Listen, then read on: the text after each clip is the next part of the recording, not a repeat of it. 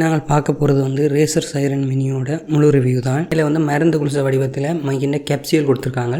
கீழே ஸ்டாண்ட் வந்து வெயிட் குறைவான ஒரு மைக் தான். அப்போ மைக் வந்து லேஸில் தட்டுப்பட்டு கீழே விழுகிற மாதிரி எந்த ஒரு பயமும் தேவை. பார்க்க அலுமினியத்தில் செஞ்ச மாதிரி இருக்கும். கீழே கனெக்ட் பண்ணுறது கொடுத்துருக்க மைக்ரோ யூஎஸ்பி கேபிள் வந்து இதோட வடிவாக பொருந்துற மாதிரி வேலை செய்தா இல்லையான்னு தெரிஞ்சுக்கிறதுக்காக முன்னுக்கு ஒரு இண்டிகேஷனுக்கு க்ரீன் கலர் எல்இடி லைட் ஒன்று, வெள்ளை, கருப்பு, பிங்க், அதாவது மென்சி கிட்டத்தட்ட ஒரு வருஷமாக யூஸ் பண்ணிக்கிட்டு இருக்கேன். எனக்கு யூஸ் பண்ண வரைக்கும் ரொம்ப நல்லா தான் இருக்குது. இது ரேசர் சைரன் மினிக்கும் சாதா மைக்கும் என்ன வித்தியாசம் உண்டு?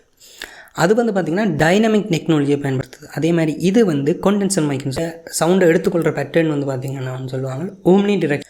ஆனால் இந்த மைக் வந்து பார்த்திங்கன்னா இது இந்த பிக்கப் பேட்டர்ன் வந்து சூப்பர் கார்டியோட்டிக்னு சொல்லுவாங்க.